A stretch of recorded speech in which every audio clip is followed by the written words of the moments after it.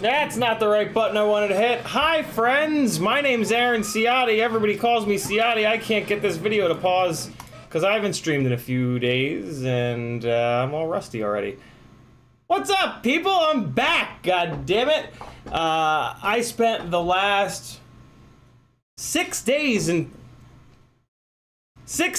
Charleston, South Carolina, working on a short film by my really good friend Michelle of Octapunk Media, and it was a 3-day shoot, 12-hour day, 14-hour day, 12-hour day, and I've been doing these short films with Michelle, primarily running lighting on them for the last, 4 or 5 years, ever since she started, and yeah, it's super challenging. It's super fun. It's really physically demanding. It's just really cool. It's just a really cool, super strange little part. Not strange. Strange isn't the right word. Super unique little part of my life that we'll talk a little bit more about in a minute. But first, I'm going to remind you that this is my full-time job. I do rely on your guys' support to keep doing this, to keep doing, 10 to 14 hours of live streaming a week. So if you'd like to support me, and I would like that as well, head on over to CiottiFPV.com. Moderators are going to start dropping the link now. This is what it looks like. Patreon helps me the most, and Patreon has really taken a hell of a hammering since April when I did all the giveaways. So do me a favor too, if you want to be on the Patreon, you think you're on the Patreon, go over there and check. There have been a bunch of people that have gotten kicked off, and they're like, I don't know why I got kicked off. I didn't want to be kicked off. So just go check and make sure that, you're on there. I mean, you'll probably know because you'll be getting emails from me every couple of days when I live stream. That's one of the perks of being on my Patreon, is that you'll get actual emails and Discord notifications and Facebook notifications when I do live stream, because I can kind of bounce around a little bit. Some days my times will be a little bit off, and you don't want to miss it. Maybe you do. So yeah, check that if you don't mind. And if you're not on the Patreon, you should join, because if you don't, I'll hunt you down and kill you with a shovel. So yeah, lots of good stuff going on over on Patreon. You're gonna get super secret access to the Discord server with extra groups, and then you can post your videos, and when I'm doing the giveaways, maybe I'll play your video. Lots of cool stuff over there. Technical articles that I've written about PID tuning, filter tuning, troubleshooting motor heat, troubleshooting vibrations, runaways, all kinds of good stuff. You're gonna dig it, and also audio versions of these live streams, so that you can listen to them as podcasts and not have to stare at my big gangly head all the time. YouTube and Instagram, of course. Over on Etsy, I've got some really fun stickers and random hardware. Over on Fiverr, I'd love to work for you. I'd love to help you be a little bit better pilot, help you tune your rig a little bit better, and help you plan your builds out so that you don't buy the wrong parts anymore. Does it make more sense to give a gangly 40-year-old man $40, or does it make more sense to buy the shitty ESC that you thought might be good, but I already know isn't good, and waste $40+ on a dumb ESC? I think it'd be smarter to waste $40 on the dumb ESC. Because that's a lesson you'll remember forever. Don't mistrust gangly men. Over on Teespring, I've got some t-shirts with a really cool logo for all you car nerds. And FPV Exchange is a beautiful website created by a beautiful man that supports the community an unbelievable amount. This is what the Etsy store looks like. I've got a couple new sticker designs that I am going to put up, and I'm running out of magnets like crazy, so hurry up. It looks like there's only one extra magnet on here. And then a bunch of random hardware that you might need when you're doing your builds. Here's Fiverr.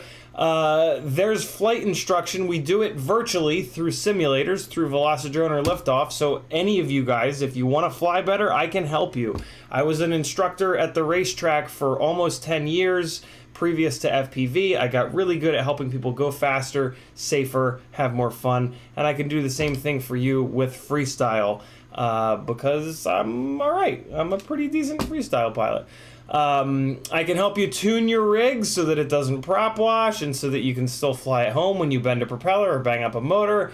And then I can also help you, again, stop wasting money on garbage parts and spec your rig out with the right parts that are going to work properly and not fall out of the sky into the goddamn ocean like mine.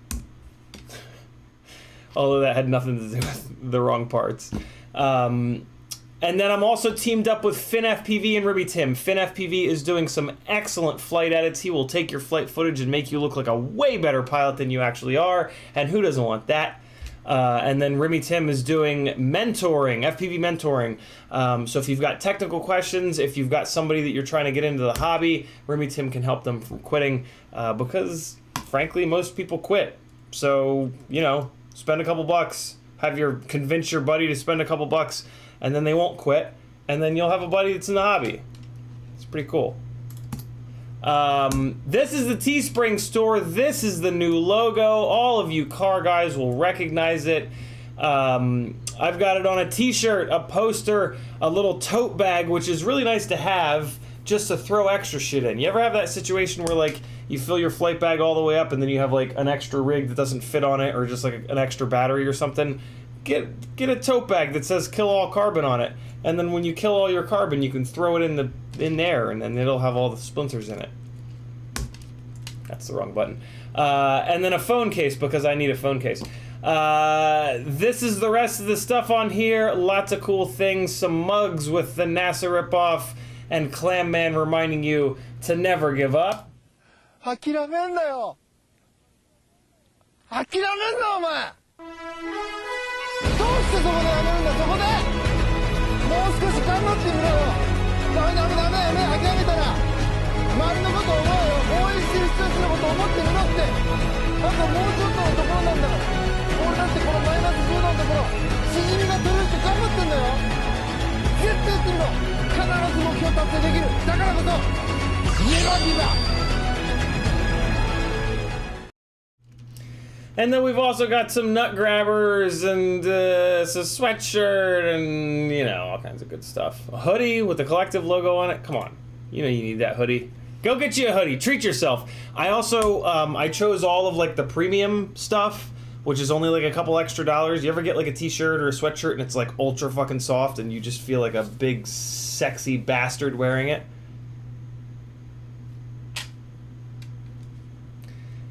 FPV Exchange is a website that Nevin Zanakis has created, and it's really cool. It'll get you off Facebook Message Marketplace. You won't have to deal with idiots lowballing you constantly.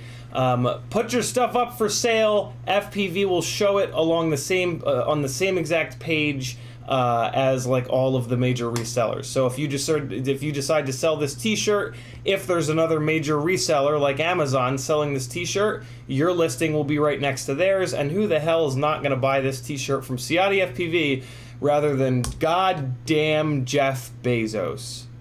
I ain't going to space, guys. I wouldn't waste that much goddamn money on it. I would put that money into shit here on Earth, because I got fucking news for you. We're not going to live on Mars. The climate is fucked there. We can't live on the moon. There's no goddamn oxygen there. Like, let's not...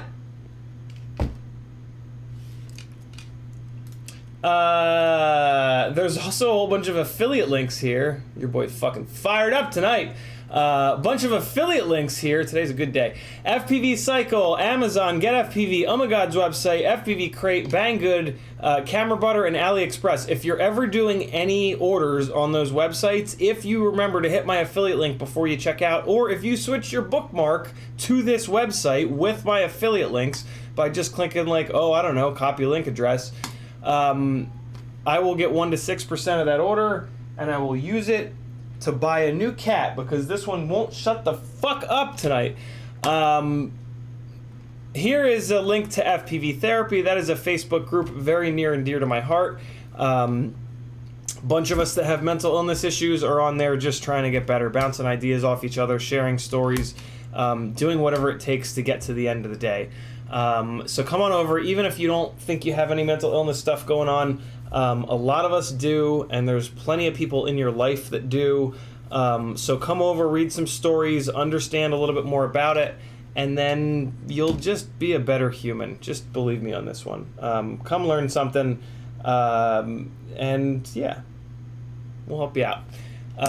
There's also some BattleBots info here. You'll get a laugh out of that. Turbo Shill over. Let's dig into the chat and see what you maniacs are talking about. Remington was first. What is that? Oh, there we go. Remington was first. Yannick G was next. B-Man FPV after that. OC FPV, Riot 9, Finn FPV, Jackalope, Brandon Woodford, Beep Tube, Frank Nicholas, FPV Trucker, Fran E, I Am Destructo Man, Michael Balashi, Jameson Vermatt, Fran E. Lots of new names in here. What's up, people? Ram Jam, Richard, Michael again, Bushy the Bird, FPV Trucker, and I Am Destructo Man.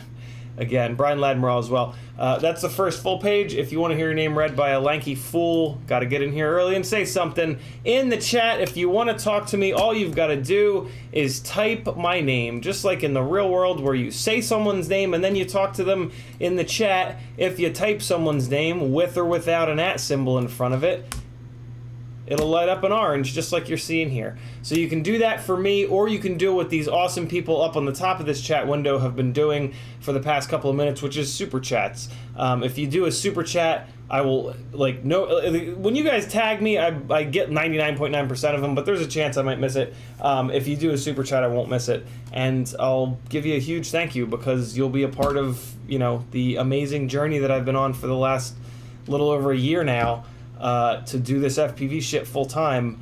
And yeah, it's just really cool. It's really, really cool. And with your guys' support, I don't have to like I can do what you guys want. I can do what I want, right? Like I don't have to do like what I'm supposed to do, which is just review every single item, right? Like there's enough review videos out there for that.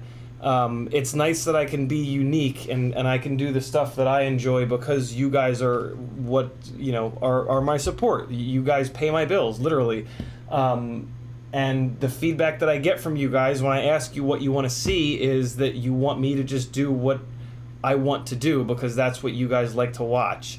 And that's like one of the more flattering things ever, first and foremost, but also like, I don't know, it kind of makes sense, right? Like FPV, I'm very passionate about FPV. I'm a unique person in this little world. And like, yeah, I don't know. I can kind of understand why that might be fun to watch. So yeah, you guys are awesome. I always want to make sure that I remember that because it's a really big deal. You know, if the cinematic thing here really picks up and becomes the main source of my income, I don't ever want to forget that you guys enabled that to happen. Realistically, right? Like, literally. And yeah, that's a big deal. So, thanks, guys. You're fucking awesome. Every single one of you. B-Man tagged me first. Speaking of tagging me, B-Man tagged me first. He said, "Yo, peeps, my FPV fam, what is up? CiottiFPV." Brandon Woodford said, "What's up, man? Hope you're having a good night." I'm having a fucking great night, Brandon. FPV Trucker says, "Welcome back." Thank you, brother. I Am Destructo Man says, "Good luck." Thank you as well. T-Bird says, "What's up?" T-Bird says, "Liking the new logo." I do as well. The new logo is on some of the shirts, and I'm going to be slowly kind of bringing it in. I guess I should replace the opening screen with it. Maybe I'll add it. I don't know. Would you guys lose your minds if I changed the logo on the opening screen? It's been there for over a year. It's been there for, my God, hundreds of streams. You know, we're into the hundreds now, which is really, we're probably deep into the hundreds. Hold on, let me see. I actually haven't looked this up in a while. How many strams have there been? Let's see. Where do I want to go? I go here, and then I think it'll just tell me on the second content screen. Let's see. Yeah. Uploads, no, we want live, and then if I go to the bottom, I think it'll tell me. Let's see. 900. Wait a second. What? No.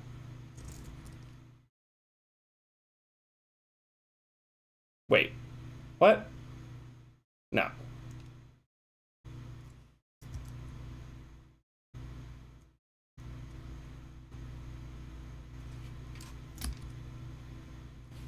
That can't be right.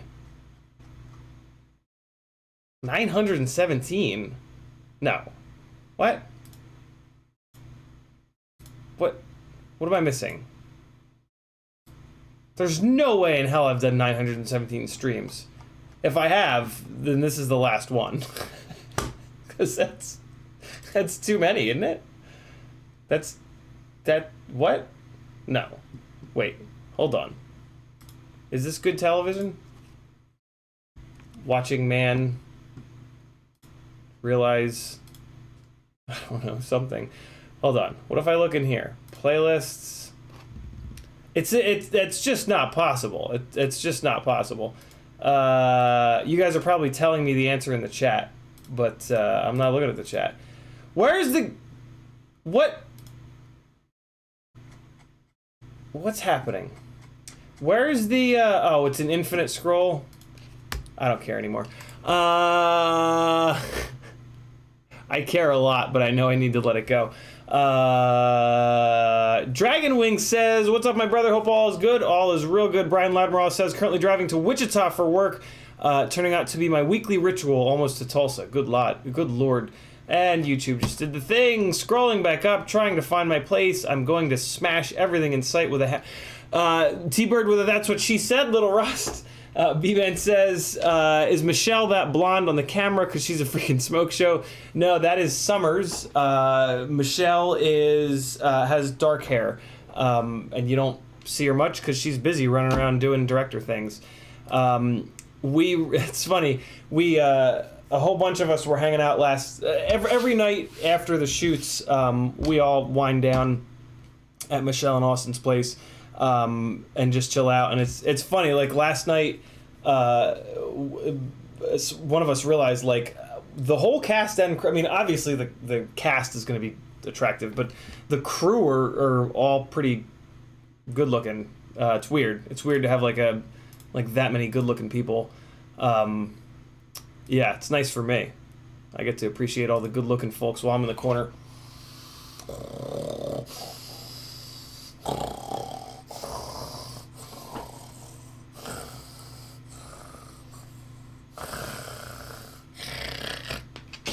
Son of Flat Top with a fucking $20 super chat. Thank you so much, dude. He says, "Starting us off right. Glad you're back, dude. Thank you so much. Very, very cool. I'm very glad to be back. These shoots are mega. It's really, really, really hard. That's what she said. It's really difficult. The first shooting day was a 12-hour day. The second was a 14-hour day. The third was a 12-hour day. And it's in Charleston. It's humid as fuck. Some of this stuff is outside. The Arri camera is like almost 30 pounds.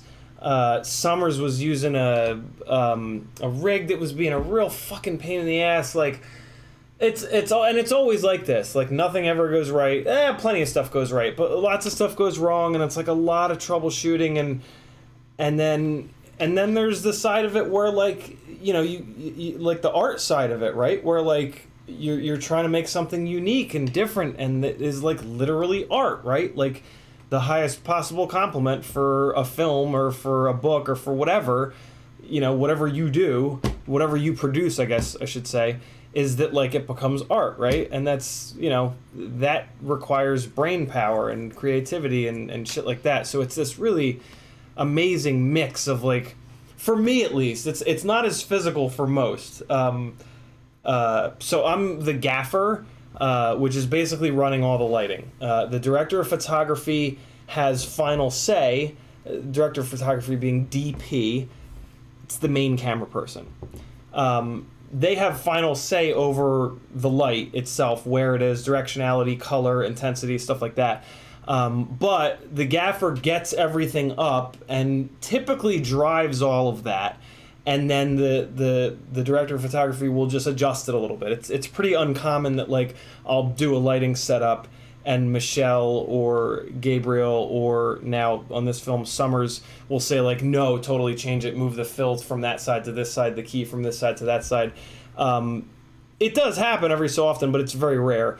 So yeah, you're lighting the scene, right? And, like, think about it. If when there's no light on the scene, it's all black. So, like, the light kind of does a lot of the heavy lifting, and it's confusing sometimes, and it's tricky, but it's really challenging, and it's really fun. I don't talk too much about it, actually. I don't know if I've ever actually told you guys the story of where that kind of came from. It all stems from photography. Senior year of college, I took a black and white photography class just for some extra credits. And it was kind of fun. We did darkroom stuff and with film cameras because, I'm ancient. In my defense, digital cameras did exist at the time, but they were so expensive that nobody could really afford them. And it was a film photography class. Like, a part of the class was learning the darkroom and how to deal with the chemicals and how to burn and dodge and all this really cool old school shit. But Yeah, so I stayed with photography. I got a digital camera a couple years after that, and just started taking pictures, and that, eventually I got a DSLR. When I got into motorsports, my worker assignment was usually to shoot the event, to be the photographer for the event. So if you go to Ciotti Industries, which is the name of my dad's computer consulting company that I kind of took over. Not really. I mean, I just sort of started using the name. In the autocross folder are I shit you not, tens of thousands of autocross pictures from 2008 to, it looks like 2009. No, that's not right. 2008 to 2018. No. 2000, who gives a shit? Yeah, so, but then eventually, I got sort of like to the end of using natural light, and the next step is to add your own light and to control the light, basically, with off-camera strobes. And so I found this amazing blog, because again, I'm old, called Strobist, David Hobby's blog called Strobist, and he has a series, Strobist 101, Strobist 102, Strobist 103, I think even, where he teaches you how to light. And yeah, I just learned to light shooting stills with a couple little speed lights, really cheap little setup. And light is light. Like, when you go from shooting stills to shooting video, the only thing that changes in reference with lighting is that you have to hide the lights, you have to hide your lights a little bit better because the camera moves, right? Like taking stills, it just freezes the frame, so you don't have a camera move, right? Like if the camera move is from here to there, I can't have any lights anywhere in there unless the light is going to be a part of the scene, which it typically isn't. So yeah, your area that you can put your lights is much wider usually, and then you just have to like think about flicker. You got to basically just buy not the shittiest light sources, because the shittiest light sources will flicker on video sometimes, and that's about it. That's kind of the only difference. So yeah, when Michelle started making films 4 or 5 years ago, I had this skill of just being able to light, and I was like, yeah, let's work and it wasn't about money. It was about just like, because she was getting Octapunk Media started at the time. So I just started for fun. I started lighting her projects for her, and she has admittedly, this is me saying this, not her. I don't know if she knows this. I have to assume that she knows this. But she's sort of outgrown me. Like her Octapunk Media is now so well established and big and successful that like all of the crew around me are like considerably better than me at their own things, right? Like if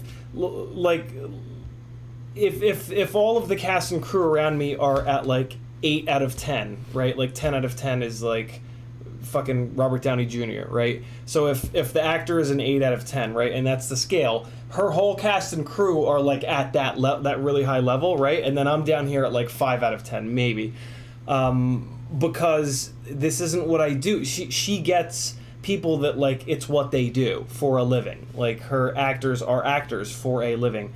And I don't, I only do like 2 of these projects a year, and I don't have any background or any education in actual gaff work. So it's pretty cool that she still brings me on. But, I show up with drones now, which is kind of cool.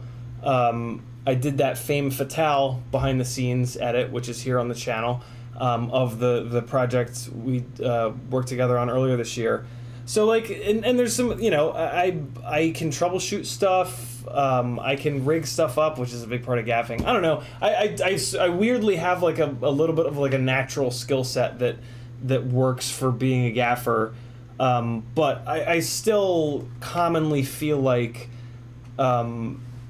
she would be better off getting like a legitimate gaffer. But I mean, the other thing is a legitimate gaffer is going to cost a fortune. And budget is a real thing. So, you know, I'm just so flattered that she continues to bring me on, basically. And I guess I'm trying to sort of justify that. But yeah, it's really, really fun. And like, that's the thing too. Like, it's so fun. Like, I bust my ass and I work really hard on these. But like, it's so much fun that I'm always like, man, I actually get paid for this. But at the same time, like, that's what yeah, I don't know. It's just weird when that happens. Like, up until last year, my whole life was working in corporate, and it sucked. Like, every single job sucked. But I got paid, so it was like, all right, well, I have to do this, and then I'll follow my passion at night. It's very weird to be able to follow my passion and get paid for it. And I still think I struggle with that. That's quite the rant. Son of Flat Top, thanks so much for donating, brother. I really appreciate it, man. Frank Nicholas, and License to Drive, dropping the link to CiottiFPV.com. Chomper dropping the link to Linktree. What's up, Chomper? Alec Dvornik is here. Off Axis is here. Stevo43068 is here. What's up, friends? Remy Tim. These are all the mods that I'm saying hey to. June Loco says, what's good, FPV fam?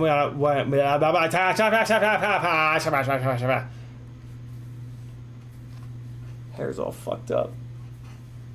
You know what that means? Rob Timko with a $4.99 super chat. Thank you, brother. He says, love the build you designed for us so much. I just bought everything to build another with a Nano 4K split cam. Very cool.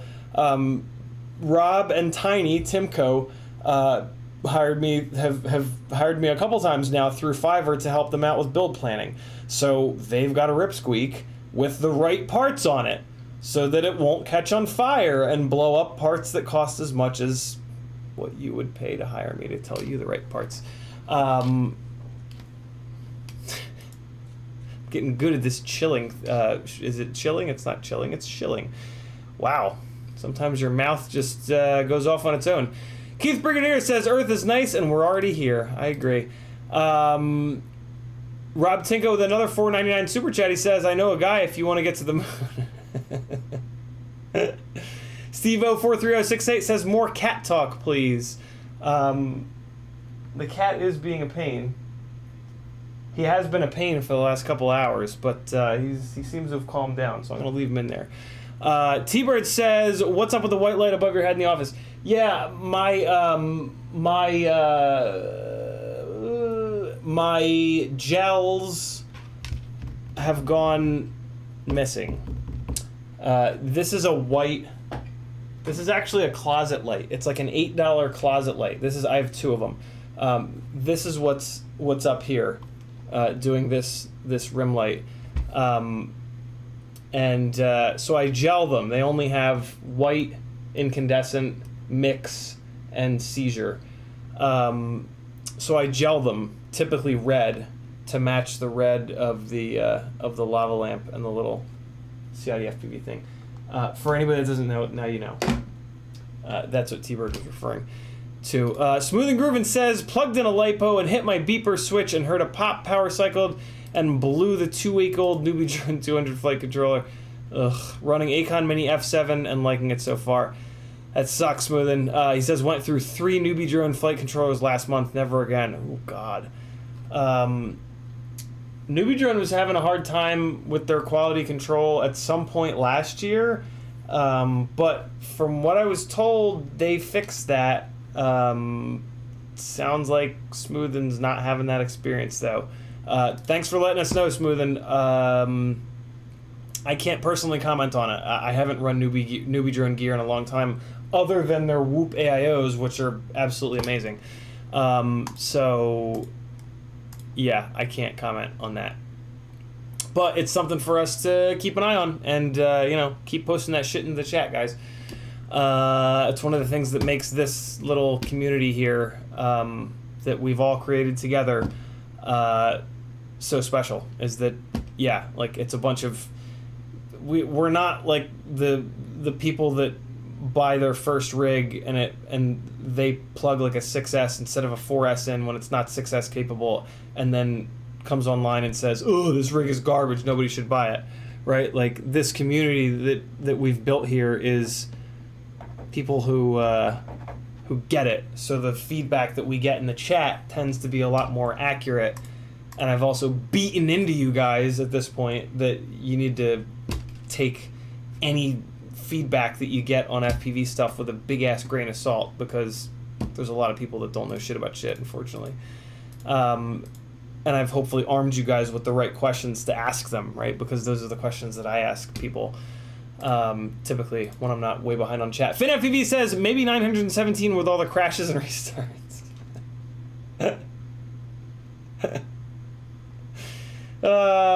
It's true. Steve FPV Crash came over from Joshua's stream. Hopefully he's still here. Hopefully you enjoy the show, Steve. Glad to have you, man. Thanks for coming.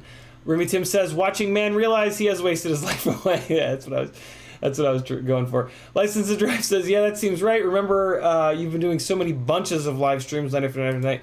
The only thing I was thinking is, T-Bird says 334. That sounds a lot more realistic. The only way, like, when I was really thinking hard about 917, I was thinking, like, of, like, the multiple streams, right? Like, sometimes I'll stream here, and then I'll do another Patreon-only stream back-to-back, and then sometimes I'll go into the sim rig on the PS4 and do another stream, right? So I was kind of thinking like, well, shit, okay, the last year, if it's but then that would mean I would stream 3 times a day, every day, pretty much for the last year. And I know that I'm not doing that. 334 is much more realistic. Thanks, T-Bird. You know what 917 is? Wow. No, that can't be it.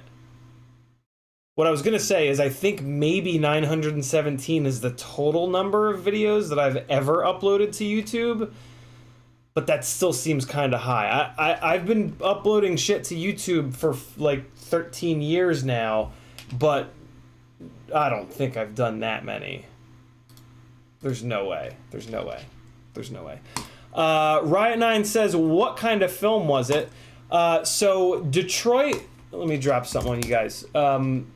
So this was one of the very early films that we worked on together. So there's a video game called Detroit. Is the video game called Awakening, or is the first film that we did? The first film that we did is called Awakening. The video game is called. The video game is called. I think it's Detroit Evolution, maybe. This is all Octapunk Media stuff. She is, like, so good. She puts me to... She's... Yeah, it's so cool. I forget what the actual video game is called, but it's called Detroit something. And then, so Michelle has made these short films that are fan films, like, about the video... Like, they take the story of the video game and then they push it forward or emulate certain scenes. Typically it's push it forward though. So, and yeah, like look at this, guys. 941,000 views. Like, that's crazy. And it's a 16-minute film. Like, video games, man. Video games are, they're kind of getting popular. It's nuts. So here's a link to that. Or you can just search Detroit Awakening. So yeah, this is one of the really early films that I lit with Michelle. Favorite lighting in it is up in here in the police station. Where the hell is it? There it is. Yeah, I put a big bastard outside, and I was using it as a cookie to put these lines on the... I don't know. This is super fun. We shot this. I didn't realize this. Maximilian, the lead in this, he reminded me a couple days ago. We shot this in one day. It was a 16-hour day. We did this in one single day. I thought this was a week-long shoot. This was one day that we shot this. That's what I just dropped the link to. So yeah, Detroit Awakening blew up. My God, 941,000 views. Jesus Christ. I don't have that many views total on everything I've done in the last 14 years. That's incredible. And then a year ago they did Detroit Evolution, which was pushing it even farther. This film that we just did is called Detroit Reawakening. And it's got elements from the original, from Detroit Awakening, but then it pushes it further too. So it's yeah, it's really, really cool. Go subscribe to Octapunk Media, guys. Especially if you're into video games, you'll dig Michelle's stuff. It's beautiful and it's well thought out, and it's just yeah, it really inspires. She inspires the shit out of me. She's one of the hardest working people I've ever met in my life, and just a super inspirational human being here on Earth. And the fact that I've gotten to see Octapunk Media like birth from in the time that I've known her is like extra cool. I don't know. Maybe I'm just a big softie. That was weird. Ruby Tim says, "Gotta think you did daily for a long time, then backed off, then ramped back up to almost daily." That's true. And now do 4 or 5 a week. Plus, through a lot of the time, you would add 2 or 3 car streams. Yeah, I was thinking the same thing, Dan. B-Man says, "Wait, the gaffer gets everything." Oh boy. Nope. Brandon's Baked Beans says, "CiottiFPV is a stage guy." I am not. Yeah, I never had any. I was always music in school. I never did anything theater or stage or anything like that related. I was always a music guy, and then I did nothing with that. It's a nice background to have, though. Brian Ladmiraw says, "I also took photojournalism in high school, developed black and whites, currently do a similar job, though now I take pictures of radiation, manually develop, industrial radiographer." I didn't realize that radiography images are manually developed. Why? Is there a higher level of is it speed? Or is there a higher level of resolution to doing that? June Loco says, "How much do gaffers make a year?" You could make I mean, the film industry, like the independent film industry, is very hit or miss. It's like being a musician. It's one of the reasons that I'm really not interested in it. It's, you know, you'll get like a gig as the gaffer on the Mighty Gemstones, right? That's Gemstones is being filmed in Charleston right now. So you'll get a gig there where you'll make a shitload of money for a couple of months, but then you'll have like 6 months of nothing. So it's one of those, right? It's like one of those, you're almost like a freelancer, basically. It's very rare to get like a gaffer rig, a gaffer gig that's constant, because you set lights up and then you break them down, and then you set them up again and you break them down. Like, and then like on a TV show, they just leave the lights hung and like they light the scene and that's it. They don't, like, you know, there's not like a recurring role for or a need to change the lights all the time. So it's kind of one of those things. And then yeah, I mean, it's just it's gonna really depend completely upon how big the gig is, right? Like, I'm sure there's really high-end gaffers that make 6 figures. I'm not sure of that. It would surprise me if that weren't true, but I'm not sure of that. Gaffer is also part sort of like electrician, because the lights run on electricity. Well, most of them. And sometimes it's like high voltage, so like you got to have like a background, a little bit of an understanding of, you know, how not to shock and kill someone. Although that used to be way more prevalent with like the big ass halogens. Nowadays, with most of these light sources being LED, don't really run into that much anymore. They're pretty safe. They run pretty cool.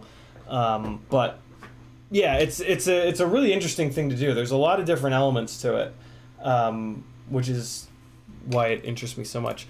But yeah, Jason Crabtree says, "I've seen a quad go to the moon, or at least close to it. Speaking of quads going to the moon, I lost a rig. I lost the cinematic rig. I got to Charleston on Wednesday and met up with my friend Emily, and we went out to eat. On the way out to eat, the sunset was gorgeous. We were going to Folly Beach, my favorite little beach that I used to live 5 miles from when I lived in Charleston.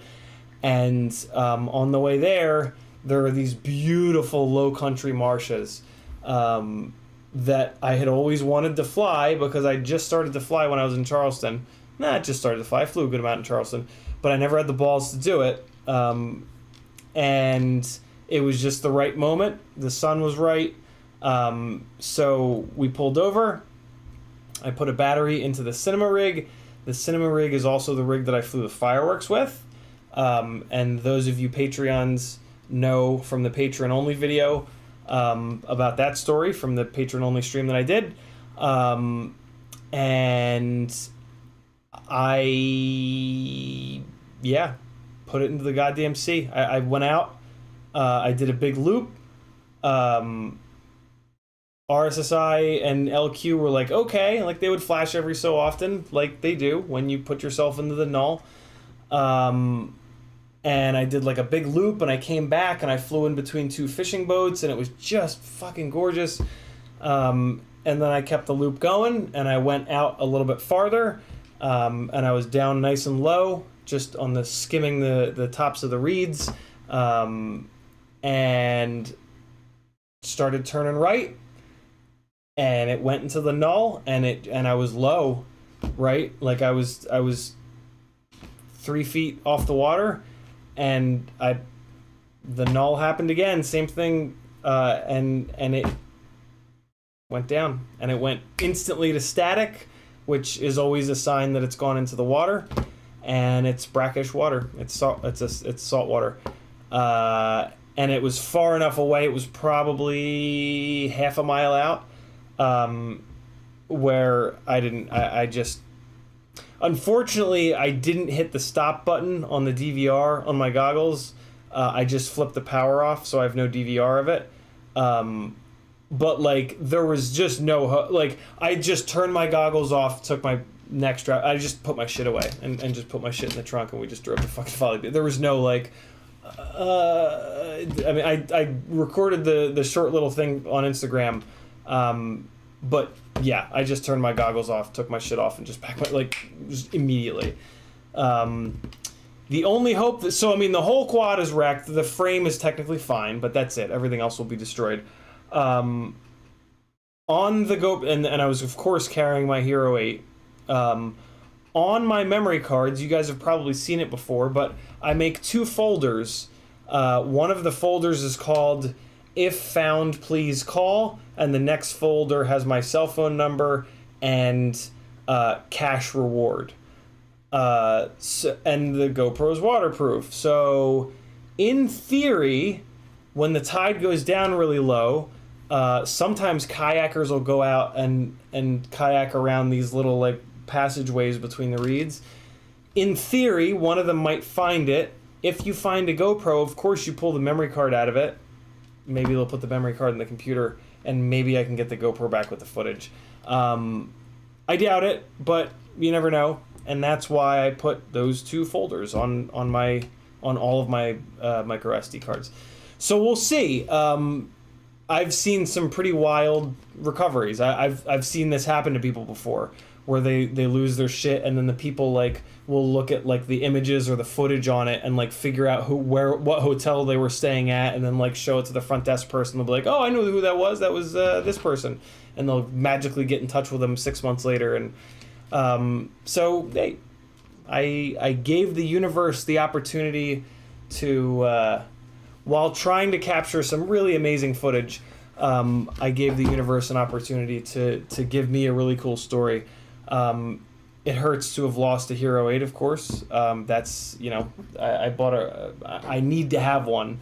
So I bought a replacement. It's $360-something because you gotta, you know, with the 2-year warranty. So yeah, after taxes and shit. The quad is whatever, you know, there's There's one just like it right here. There's another just like it somewhere up there on the left. So yeah, I mean, that's one of the other really nice things about building multiple identical rigs, is that you're not really like emotionally invested in any one of them, right? It's just my rig, right? It's just like my rig that I built, and I have 2 of them or 3 of them. If you just have like one of something and you lose it, it hurts. I remember that from when I put the mini quad test bench build, which had like slightly different motors. I was testing that frame. When I put that up on the roof and I thought it was gone, it hurt. It was like, fuck, that was that frame. It was a crush frame. It was that frame. It was these motors. And that sucked. Whereas when I lost this, it was the only thought was like, fuck, I would really like to have that footage back. That's really like, the footage to me would have been worth $360, to be honest. If the memory card had magically popped out and flown through the air and come back to me, I'd have been like, oh, this is a great day. But here's the other kind of interesting thing, and those of you that follow me on Instagram hopefully saw this story. It did not, like, if that had happened to me a year ago, like, I'd still be fucking pissed right now. And it would have like ruined the whole fucking shoot and like the whole everything. I was just like, okay, it fucking happens. Like, a big part of it was sort of like the fact that it hadn't happened to me yet was insane. Like, I don't know any other professional pilots that haven't lost at least one. And it was almost like a running joke when I would tell people that. So there was a bunch of that, of just like, this had to happen. Right?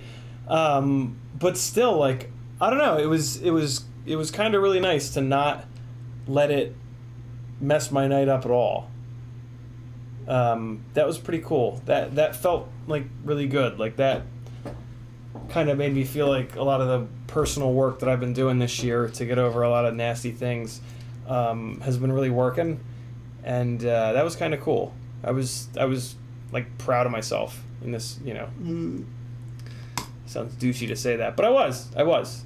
I'll take my own fucking compliment. What's going on in the chat? Man, it is rant. I'm a ranty mess tonight. Maybe because I don't really like have a proper topic for the night. Maybe that's why I'm ranting and raving. We're not like doing a repair or anything like that. What's that? Okay, no, we're good. Brian Ladbron. Wait, no, we got that. June Loco is sitting. No, we got that. Somehow YouTube scrolled me up in the chat this time. Usually they scroll me down. Richard says, have you ever had issues with the Runcam Hybrid stopping the recording in the middle of a flight? Yes. Moving on. No, I'm just... yes, it's probably your memory card not being fast enough. I remember having that problem, and it was because I was using a U1 memory card rather than a U3 memory card. It's one of the 80 fucking speed designations that they put on the goddamn memory cards. Is the letter U, like unicorn, and then the number 1. You want to buy memory cards that are U3. That might be the problem. The other thing I would maybe think about is it overheating? But I think the memory card's going to be your problem. First, try formatting the memory card in the camera. Tell the Runcam to format the memory card. That might help. But I think the problem is that the memory card's not fast enough. B-Man says, was meaning to ask you, would lowering D-Shot from 600 to 300 lower motor heat? What's the benefit for the higher value of that? Exactly. Motor heat. So if you have motor heat, I guess there's... D-Shot 300 versus 600 is just speed related. D-Shot 600 is gonna send more data faster, I guess is a way that I could explain it. I would think that D-Shot 600, if anything, would lower motor heat but I don't think that there's going to be any difference in motor heat between D-Shot 300 and 600.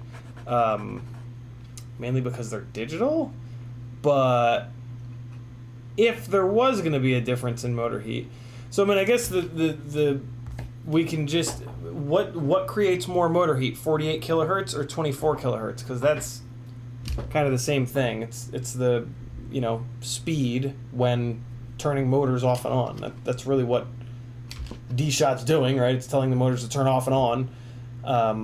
So is the speed with which that is done is D-Shot 300 versus D-Shot 600. Same thing with 24K versus 48K. So I feel like with 48K motors run cooler, right? I think so. Yeah, I think motors run cooler on 48K. So I think D-Shot 600 would make motors run cooler, but I don't think it will because it's a digital thing. Thus the D. FinFPV says Become Human. That's it. Detroit Become Human is the game. Do any of you guys know of that game, by the way? Detroit Become Human? The fucking fandom for that game is humongous. I'd never heard of it, and the fans are awesome. The fandom behind that game is really cool, and the way that they've latched on to Detroit Evolution and Detroit Awakening is just outrageous. It's really, really cool. Reed 900 is who Maximilian plays. That's the main lead. My God, yeah, crazy fandom, great people. Bunch of the fans actually came out on our last day. It was really cool. One of them knew me. I was like, I mean, I did buy artwork from her, but yeah, it was really, really neat. Chris Croft says, hi, and my cat likes to be a pain sitting in front of my monitor while I try to work. Yeah, they do that. YouTube just did the thing. Remy Tim says, you're approaching 500,000 total channel views, maybe a reason for a 24-hour live stream. Not a chance in hell. Not a chance in hell. I will do another 12-hour at one point, but it'll probably be the 12 hours of Christmas. I think once a year. The problem is my voice. It just destroys my voice. If I do it again, I want to devote like a 2-hour block to editing to let my voice rest. I'll just put music on and just edit for like an hour or two. But yeah, my voice goes within like 4 or 5 hours, and then like it sucks after that. Like I don't like having to deal with that. But I don't know. We'll see. Brian Ladmiral says manually developing out in the field is simpler and cheaper. I had a feeling. Okay. Oh, wait, simpler and cheaper. I thought it was speed related. Plus, a lot of companies like that hard copy that cannot be digitally... Oh, interesting. That's pretty cool. That's really cool. Nice, Jackalope. Beep Soup says, never fly far over water without GPS rescue. Yeah, I mean, it's... GPS rescue doesn't work 100% of the time either, will be my excuse, but... The cinematic quad that I build probably this week will have GPS on it. But I mean, I've flown unrecoverable. I've flown easily 100 batteries, probably closer to 200 or 300 batteries, full batteries, fully unrecoverable with no problem. Gear, like once you get a good gear setup and you maintain that gear setup properly, it can be very, very reliable. It takes work to do that. Like you can't ignore anything. You can't like have that weird glitch that happens in the air and just be like, it probably won't happen again. Like you can't do that. You can't do that shit ever. Like when something weird uncommanded happens, you fucking remember that and you like think about that. But that's really all you have to do. You also have to make sure you're getting good components, right? Like prior to Acon ESCs, I did not have anywhere near this level of confidence in my gear. But with the Acon ESCs, and I mean, that's really the main thing. The ESC is really the main thing that just has your shit fall out of the sky for no reason. The control links are usually pretty goddamn bulletproof, almost no matter what you do. But eventually something's going to happen. Eventually something weird's going to happen. Not totally sure what it was this time. My guess is that the Immortal T maybe got banged up and wasn't in really good condition. Or maybe it was somehow coming unplugged or something like that. I guess maybe the Crossfire Nano. Like, I've had these Crossfire Nanos for a long time, and I do beat the living hell out of these rigs. You know, it was not originally... This is the problem. It was not originally a cinematic rig. When you build a cinematic rig, you don't freestyle that fucking thing, because when you freestyle a rig, it smashes the shit out of everything. The Crossfire Nanos don't usually break, but if you put like 1,000 G's into them a whole bunch of times, it might break, right? Like, so like that was my mistake, is that this was a freestyle rig that I wasn't freestyling a lot, so I went, it's got the cleanest set of motors on it because I just replaced the motors. I'll just put a GoPro Hero 8 mount on it. It'll be my cinematic rig. What could go wrong? So yeah, this time when I build the third glide back up here, it will never get freestyled. And if it does get freestyled, it will be with the Hero 8 on it, which forces me to back the fuck off and not fly it hard. God, you know what's funny? I crashed that rig really hard like a month ago. Like real hard. Like it came down to concrete from like 100 feet. And before that, I'd pounded the shit out of it. I thought it had the Hero 8 on it. And I was sure the Hero 8 was going to be broken, but it was fine. So it was meant to be. Remy Tim says, do you have DVR from the drone loss? I do not. I really wish that I did. I can't believe I just... it was... yeah. I was just like, yep, there it is. Let's go. Let's go to Folly Beach. I was hungry, too.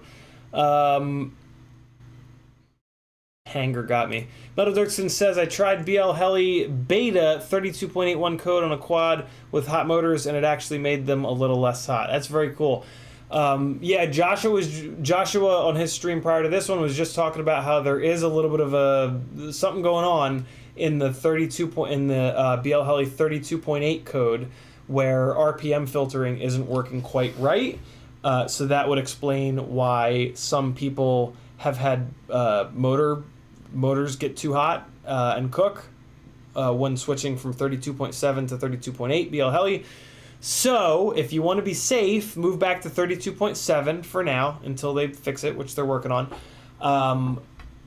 I have not had that issue. Like, my motors have been a little bit hotter now that I think about it. I just assumed it was because it's the dead of summer and it's hot as shit outside.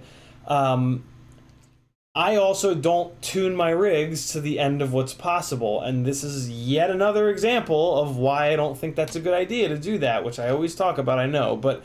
Yeah, I don't find it necessary, or I just don't think it makes any sense to tune all the way to the bitter limit, and then something like this happens and you cook a set of motors.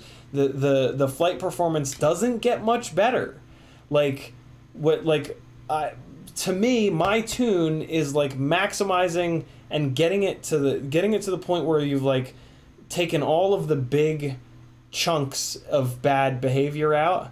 And then you leave it there. You don't like push it. So like if you can gain this much from the stock tune to my tune, if you keep pushing it, you can only make this much of a gain. Like it only gets this much better.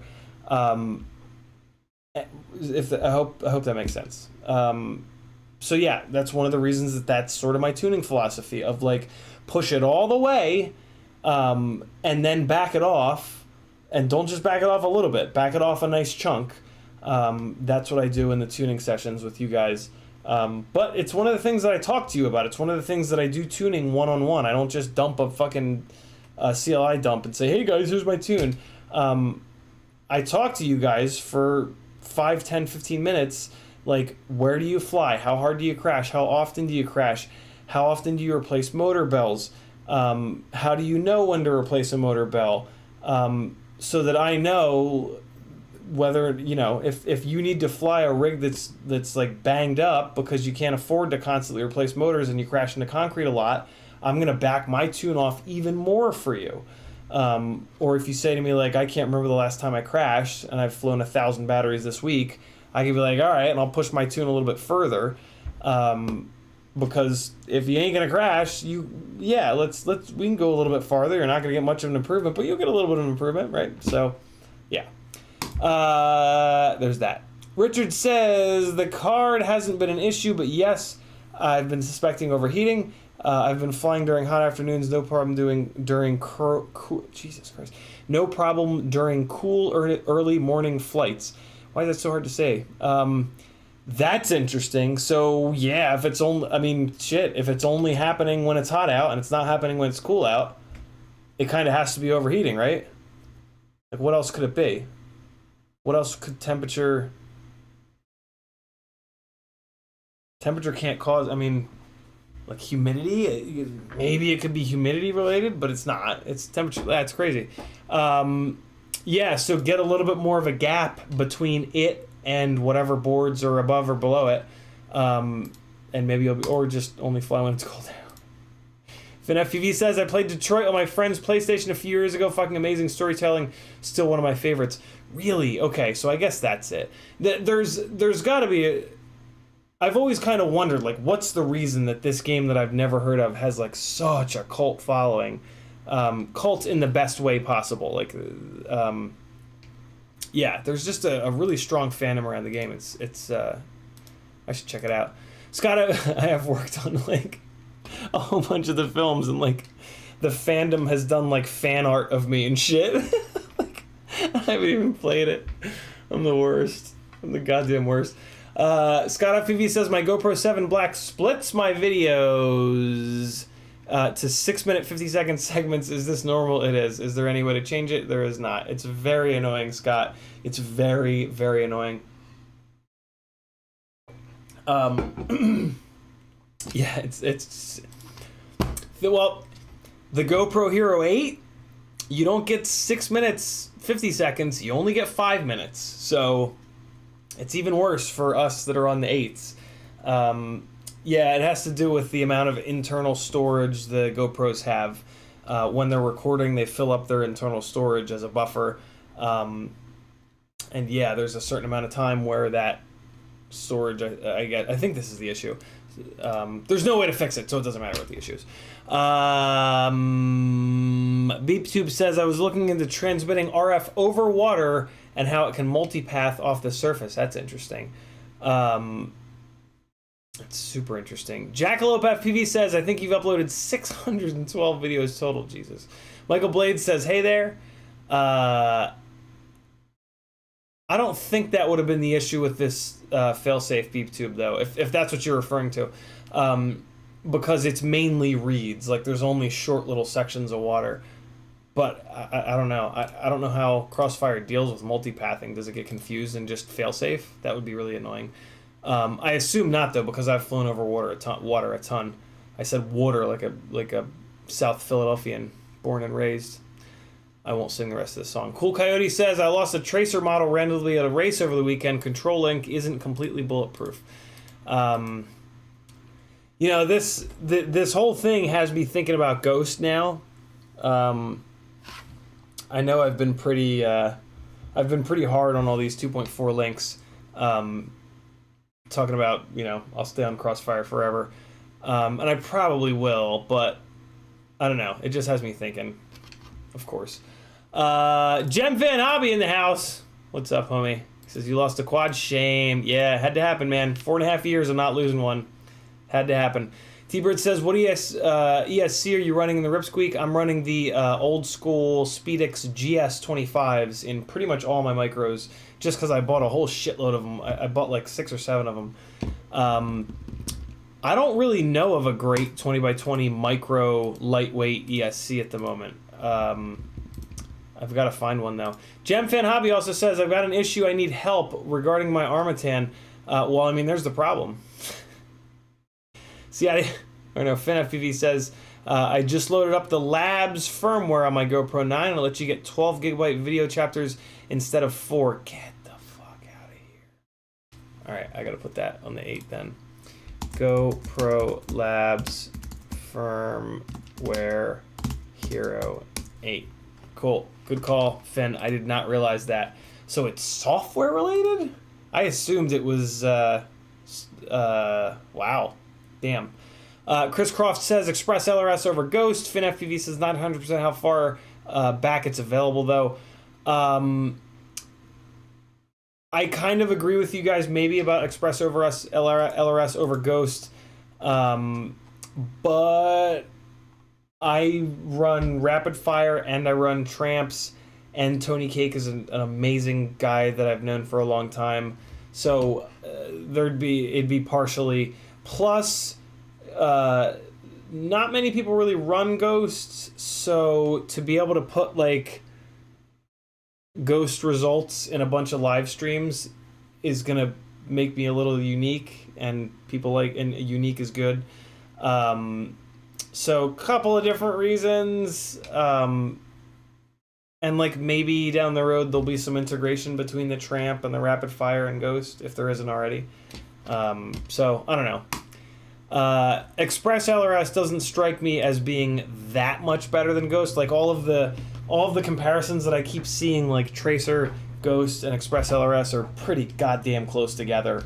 And yeah, I mean, like any differences, I don't think they're going to be realistically noticeable, right? Like, so we gotta really be careful about this, right? Like we see all these tests and it's like, oh yeah, this one's definitely the best. Well, like really, like look at the numbers and like just think about the numbers for a second. And if it's like, if the difference is like 0.1 of a millisecond, that doesn't matter. You can't tell multiple milliseconds. You're not going to be able to tell 0.1 of 0.01, 0.1 of a millisecond, right? So yeah, and there's something to be said for, I don't know, Immersion RC's products are really good, right?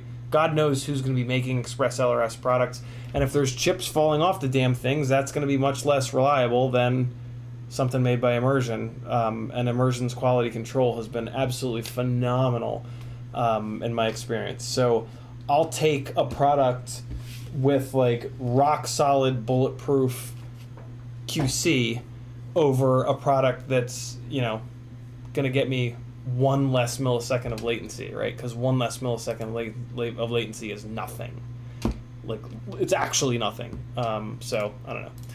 FinFTV says it's a formatting thing on the card. Ah, okay. Frank Nicholas says to get more than 4 gigabyte file size, micro SD must be formatted exFAT versus FAT32. Very cool. Frank also says Express LRS is as good or better than Ghost and less than half of the cost. Cost and open source is the reason for Express LRS.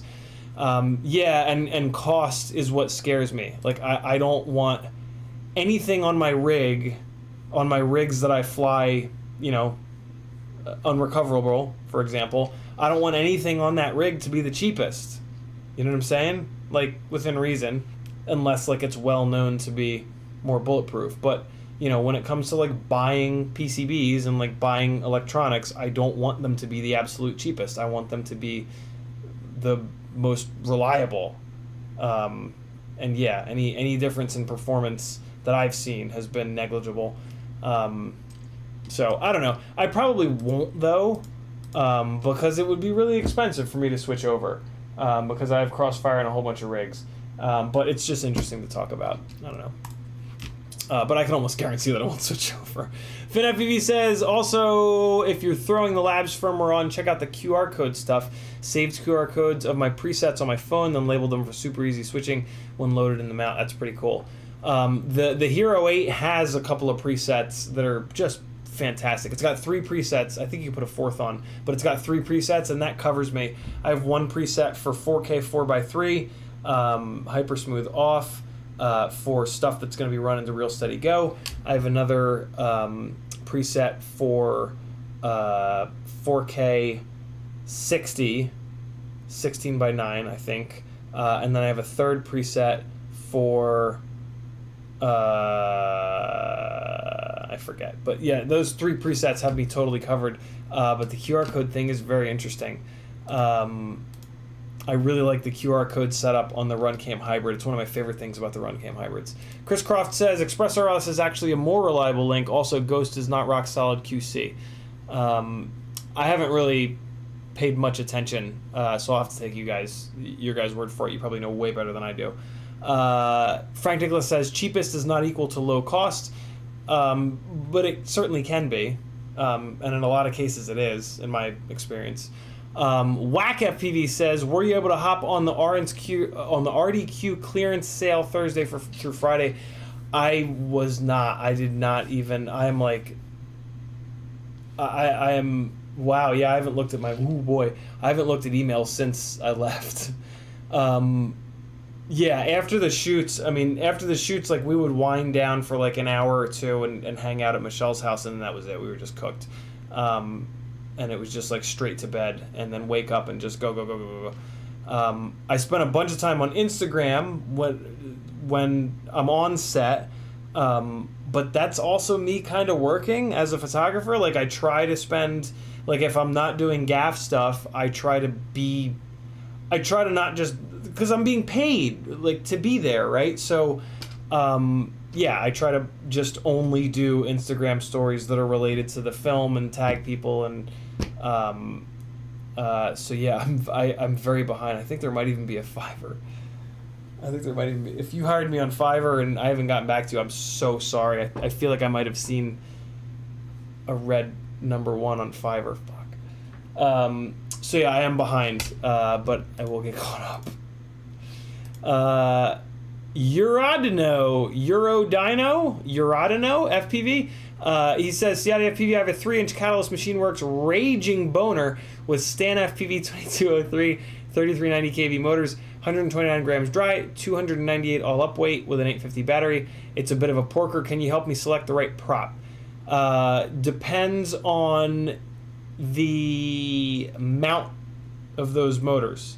And it also depends on what you want to do with the rig. Is it a race rig? Is it a freestyle rig? Is it a long-range rig? But the big thing is it T-mount or is it M5 nut? Frank Nicholas says, if you're not wanting the cheapest, you can buy Ghost TR and RX and flash them with Express LRS. Yeah, I probably won't do any of that, but that's interesting. T-mount freestyle, he says.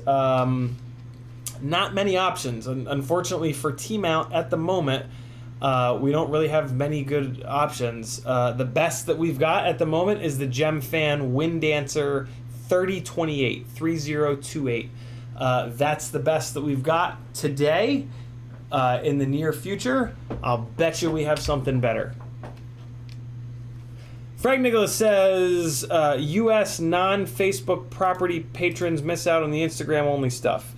Yeah, that sucks. Not much I can really do about it, unfortunately. But yeah, I have to use Instagram for marketing stuff, so I have to spend a lot of time on there. I understand why those of you refuse to use it, but it's a great place. I couldn't live without it. I really love it. All right, I'm caught up on chat. Holy cow, and it's only 11:20. What, I say that tongue-in-cheek. Mailbag!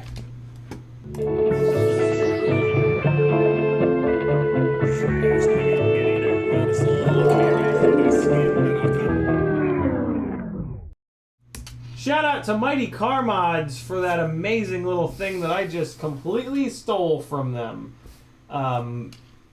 Go subscribe to Mighty Car Mods. Even if you don't like cars, you'll love them. They're absolutely hysterical and just good people.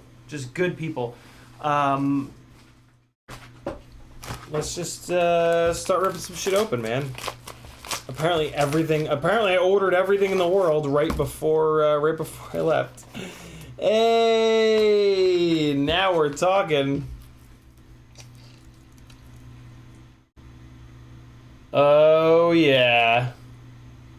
Look at that beautiful artwork by your boy CMYK FPV. If you need graphic design done and I find out that you didn't go to CMYK, I will hunt you relentlessly. So we got some new stickers. Come on, get out of there. 6 months from now, maybe I'll have put them up on the Etsy store. I've got a little the dining room table has become my shipping area, and it's also my little photo studio spot thing, and it's getting piled up. So I need to get off my fat ass and take some pictures. Don't look at my address. Hey, Bill from BQE is here. What's going on, Bill? Thanks for coming by, brother. He says, need. I will send you one. Let me make myself a note. All right. Mail to Bill. I'll send you a whole sticker pack, actually, Bill. Yeah. If you guys have any questions about any BQE.io products, the man himself is in the chat, and I'm gonna make him a moderator. There it is. Bill, you don't have to moderate anything. I just want you to show up in blue so that I can see you when you post a little bit easier. What is it? What is? Oh, okay. Very cool. Very cool. Not FPV related though. What do we got next?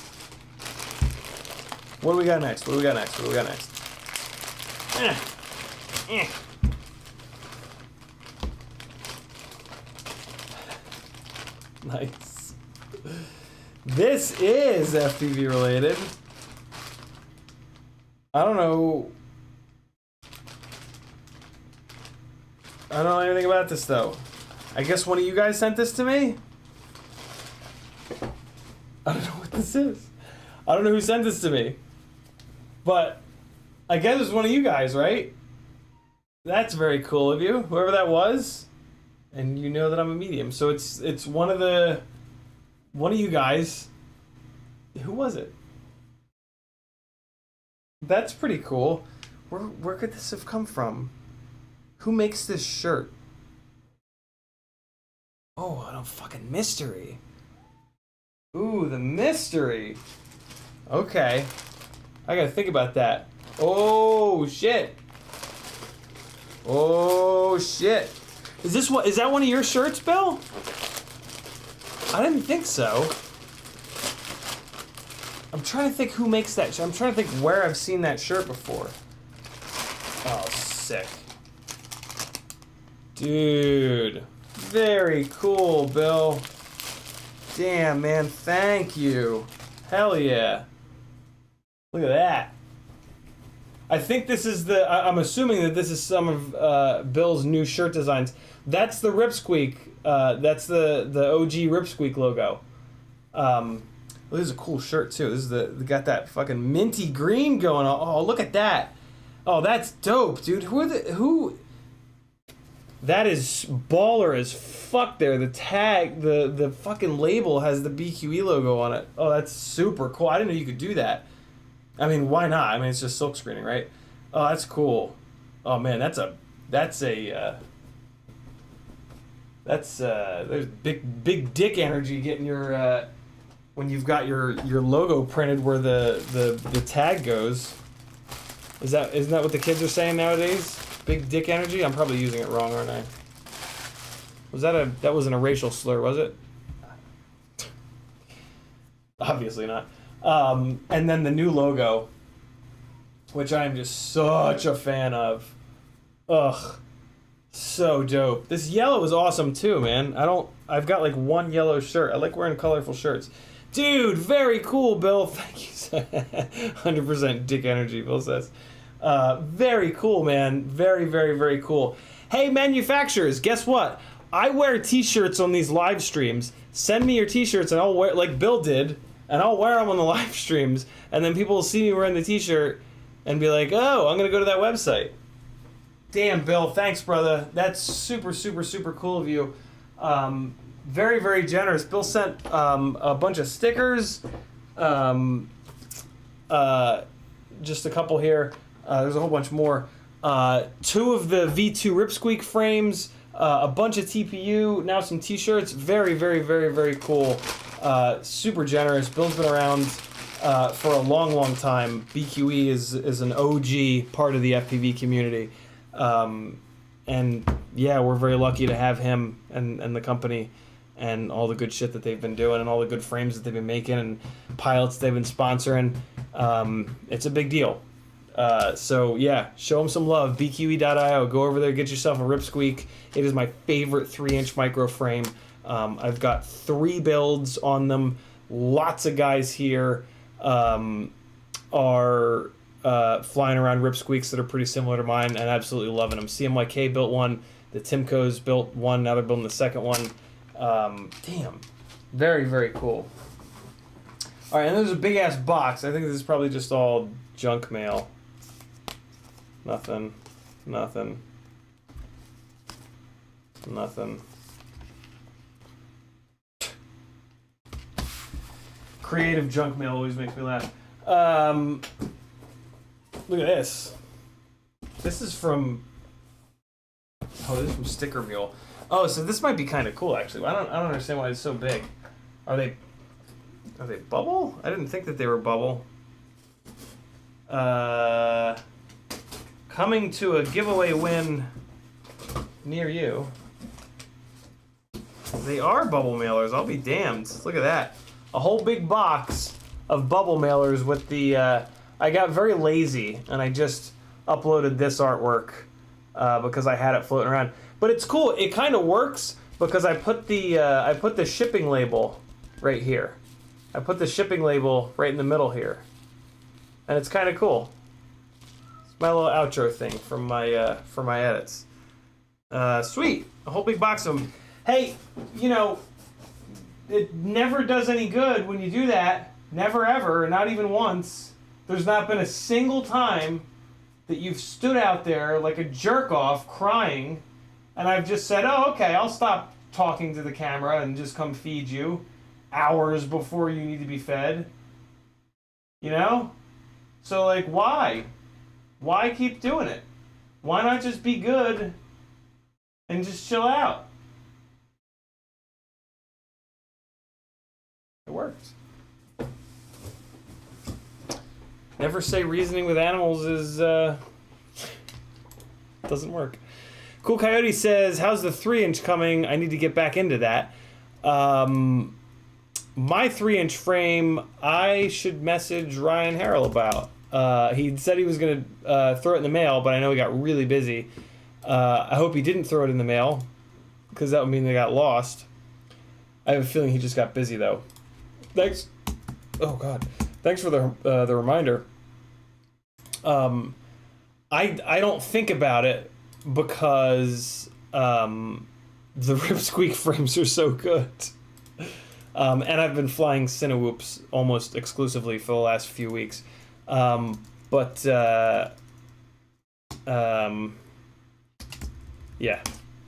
Alright, just shot Ryan a quick message. Cool. Ruby Tim says Ciotti's getting canceled. Why am I getting canceled? Don't cancel me. Don't cancel me. Dauntless FPV says, hey yo. Grizz FPV says, what's up? B-Man says he might just give him away. He might just give away on a shirt off his back giveaway. No, these are mine, yo. Mine. My BQE shirts. CMYK FPV is here. He says, what's up, dude? We were just singing CMYK's praises? Why can't I think of that saying? Remy Tim dropping the link to bqe.io. Thank you, brother. I'm losing my voice. 661 has 2 Ripsqueaks and a pickpocket. And I'm caught up on chat. Man, I haven't live streamed in a minute. I'm all rusty. So, flew the... we did all the mailbag, right? Flew the... oh, here. So, I went back to the bridge yesterday and flew my favorite bridge in Charleston. This is flight footage with the 250. At the very beginning of the stream, I tried to play the flight footage from the session that was on the glide, but it looks like the session kept turning off. I had like the first 5 seconds of all 4 batteries that I flew, and then all the files stopped, which would explain why every time at the end of the battery I would come back and the session wouldn't be on. I was hoping that it was recording more than just the first couple of seconds, but I guess not, so that blows. But when you bash the shit out of these sessions, eventually they start acting funny. So that session is over there. I do have it on the charger. Maybe it's not holding a charge all that well, and I need to like charge it right before I fly it. Because so I charged it on Tuesday. I charged it on Monday or Tuesday, and then it sat until yesterday being Sunday. So yeah, maybe it self-discharged. The batteries will sometimes do that when they get kind of banged up. We'll see. Once it's fully charged, I'll pull it off there, I'll hit the record button, let it sit, see how long it records for. But this is with the 250. I'm just going to talk over this. So yeah, a little bit of 250 at the bridge. 250 in at the bridge.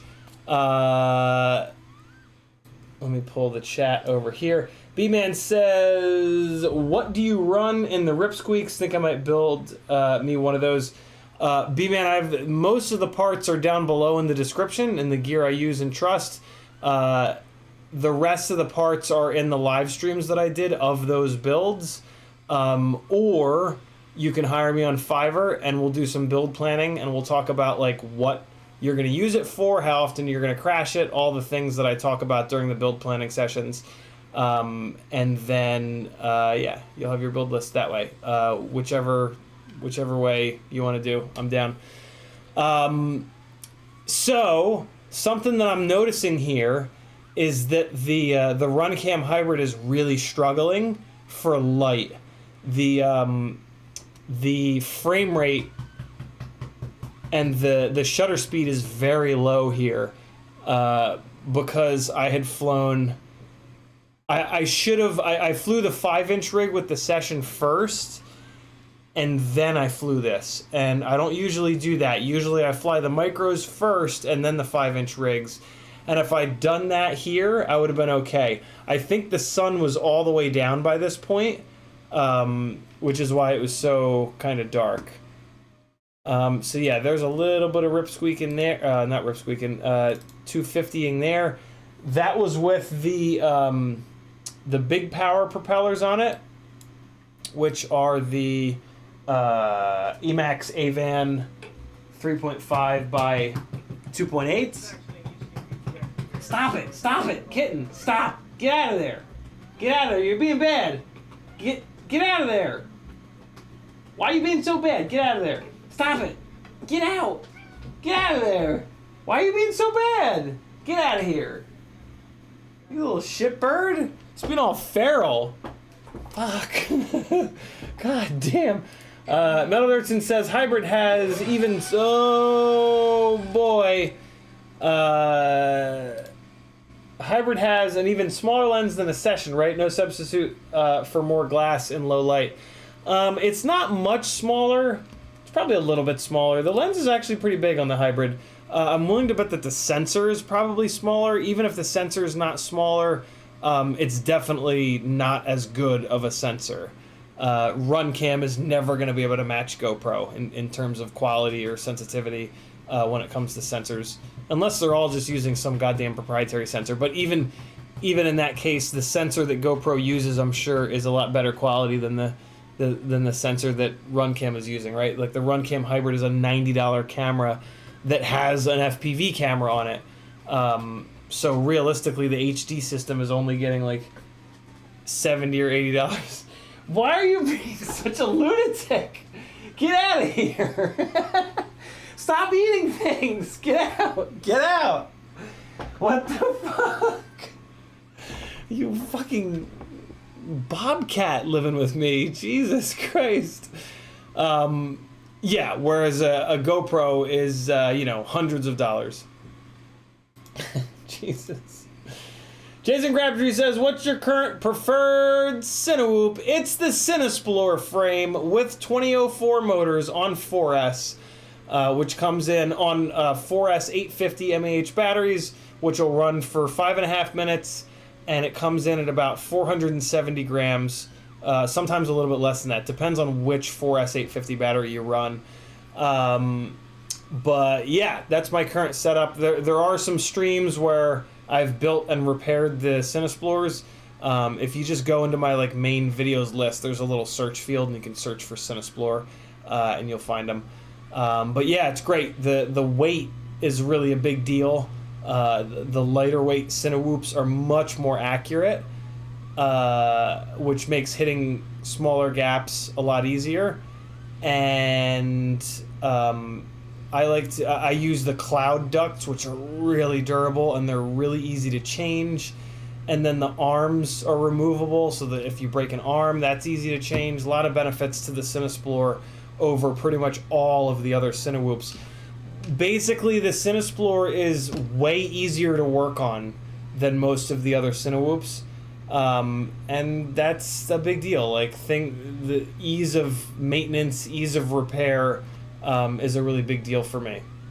So, yeah. So there's some of the reasons that I like the Cinesplorer. But I was just sort of starting to get warmed up on this rig, but it was really getting dark. And then I put it in the grass.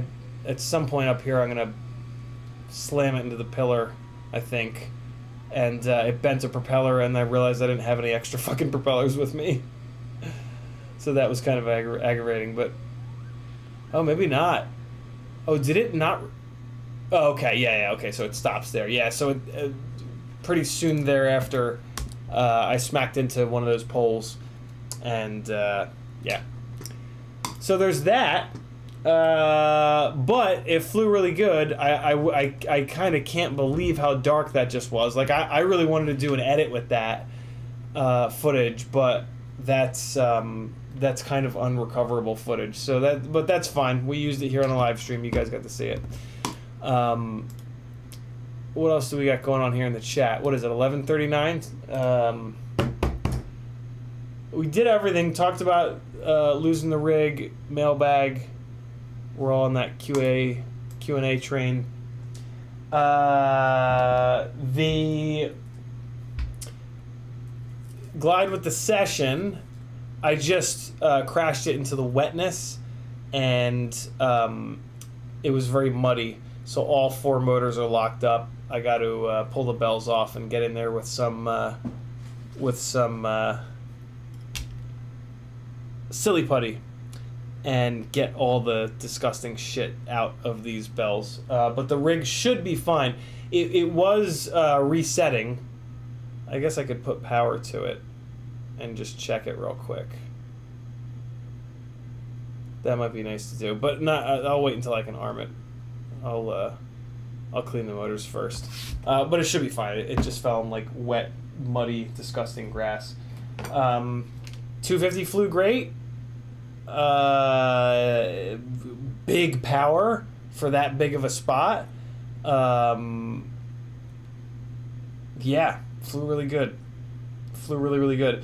But you got to understand the limitations of the Runcam Hybrid. You really do. Anything other than a GoPro, like a GoPro really covers your ass on... yeah, that's what it's called, right? Silly putty? Am I dating myself, B-Man? Funtack. Funtack is the other name for it, or Blue Tack. Blue Tack, silly... Yeah, I guess silly... You wouldn't use silly putty.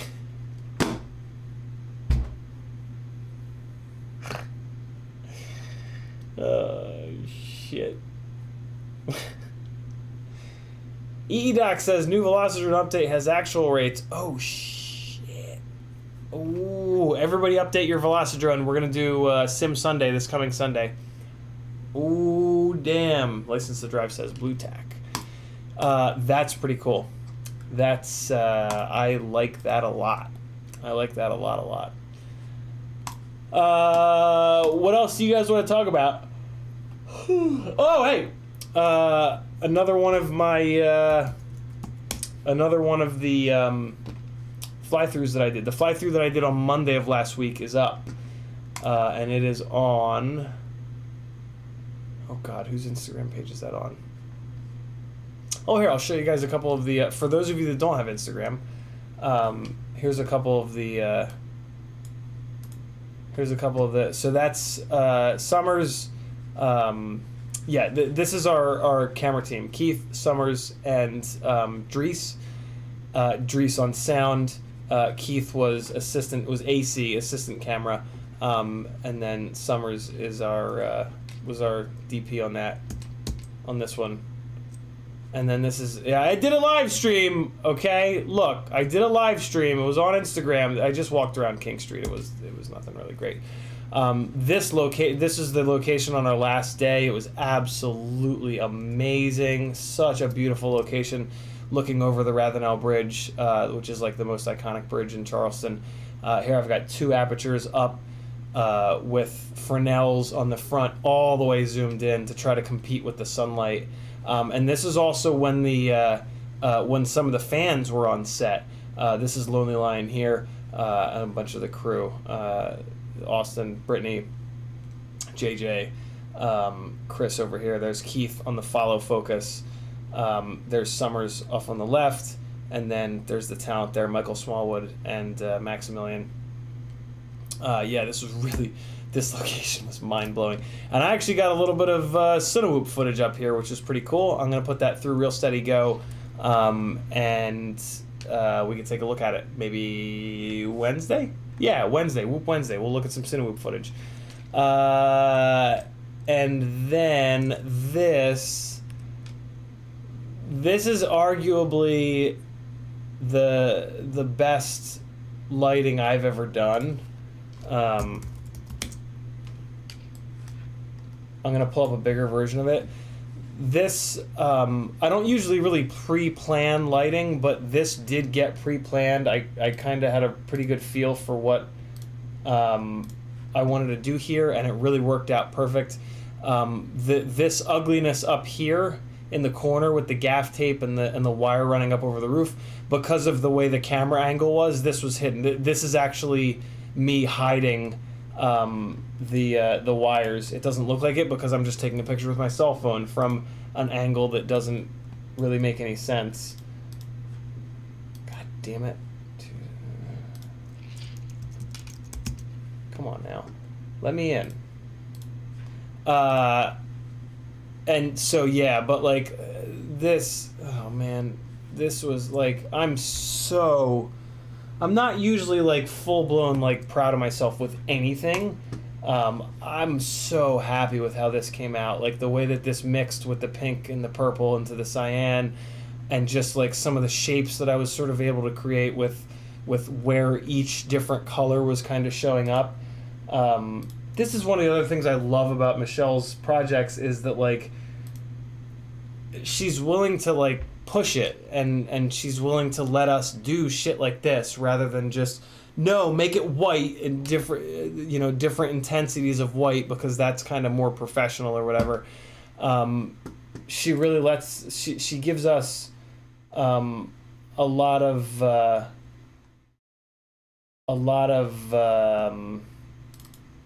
latitude to kind of push the limit and do really cool shit like this. So yeah, this actually shows the full lighting setup with this one. So there are quasars behind each one of these pillars. There's another quasar in the middle here, kind of hidden. There's another quasar on this side of the room, shining over. And then I've got an LED panel here, barn doored, set to pink. That's what's throwing the magenta pink in the middle. And I'm using the barn doors to keep that from spilling too far. And that's what allows this purple to show through. You can also tell that by the fact that the purple is up here. And then this was our key light. We kind of short lit this, where the camera right side of his face is brighter than camera left.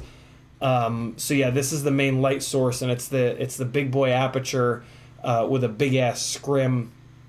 And then I've got another aperture on this side that's providing the fill on this side of his face.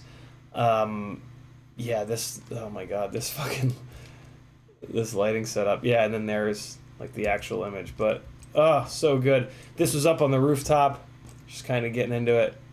I don't even know if I posted this. That's Chartreuse, and there's RK900's Maximilian, the lead's jacket. Yeah, there's that. There's Michelle. There she is. Octapunk Media, boys and girls. And there's Rachel. Everybody calls her Summers, though. What is this? Oh, yeah, this is up on the rooftop. So there's the Ari. There's Summers being awesome. There's the lighting setup. And then Smallwood and Maximilian.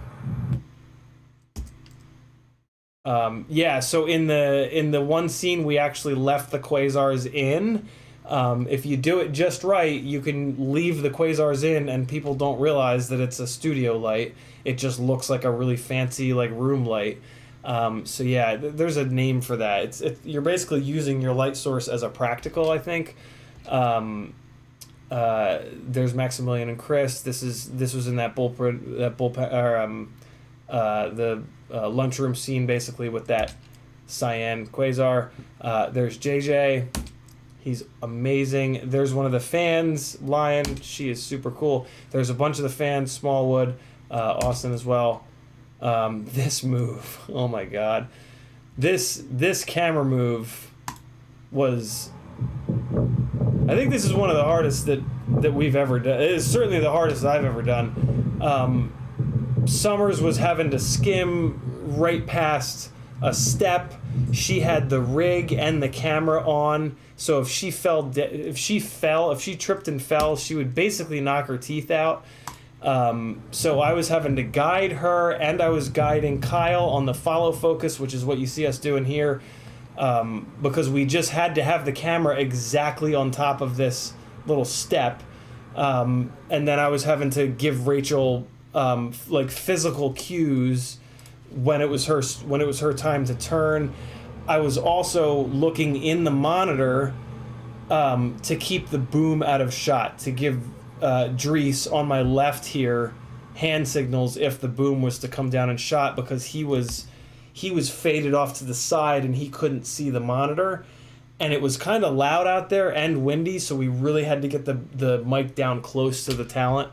That was pretty cool.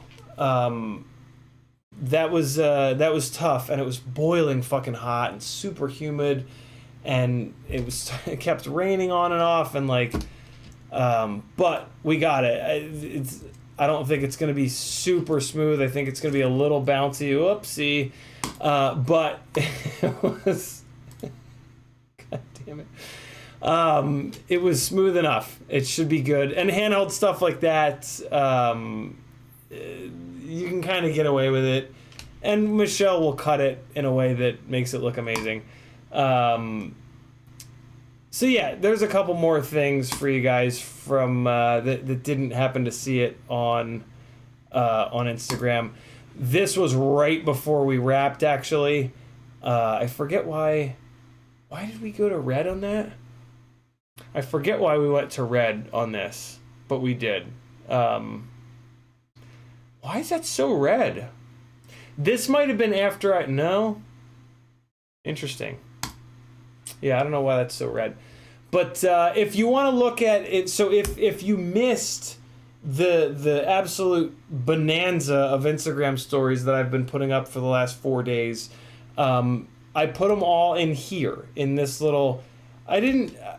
I guess I knew, but I hadn't been using the highlights part of stories, and like all these stories just go away forever. The highlights I'm going to try to remember to use them. But yeah, it's in here, Detroit Reawakens.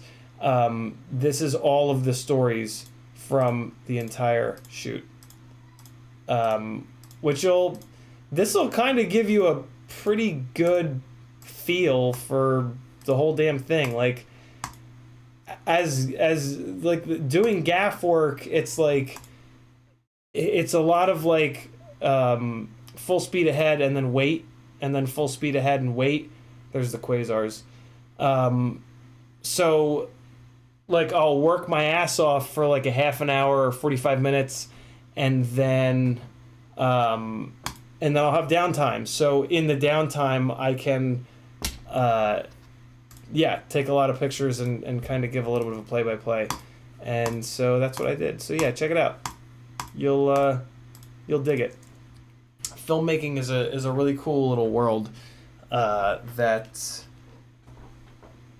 I'm very lucky to be a part of. These films are so much fun, like I was saying earlier, and it's just so challenging, and yeah, it's just really neat. If you ever get a chance to work on a film set, do it. Push yourself, do it.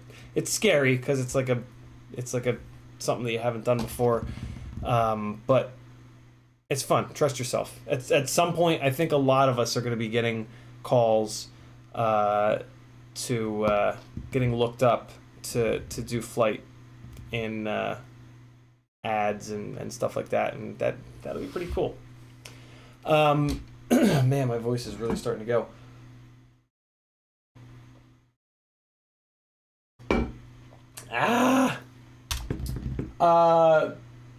Somebody give me a topic to fill the last 8 minutes. Feel bad. I haven't seen you guys. Well, let me just read the regular comments. What are you guys talking about? There's people that have tagged me that I haven't read. For some reason, I just assumed I was caught up on chat. Double A says, gonna make my net rounds. Big smiles from IO and big love to you, CiottiFPV. Love yous, chat. Sounds like Double A is at IO. That's pretty cool. I didn't even realize it was this weekend. 661FPV says, I've been watching your Instagram stories every day. Very cool, man. Very, very cool. Hope it brought you some smiles. License to Drive says, got given a half-built Shendrone squirt yesterday. Any tips about it? I've got some old 5-inch broken props. I'm going to cut down to 3 inches for it. I wouldn't even bother, License. Just buy a set of the Gemfan D76s. They're the best. They're the best. Just get those. They're going to perform better than any 5-inch props cut down because they're going to be balanced and they're specifically meant for it. If I had a Shendrone squirt given to me, what I would do is put those really low profile ducts on it. And then it could be like a little bit of a faster Cinewhoop. That's just what I would do. Keep doing that. It'll definitely help out. It won't just piss me off. Ruby Tim says, don't tell people to update Velocidrone because you cannot update yours on your old machine. Oh, shit. Oh, I forgot about that. 5 hours ain't that bad. I had something great to drive home to, though, so that helped. EE Docs, oh, we got that.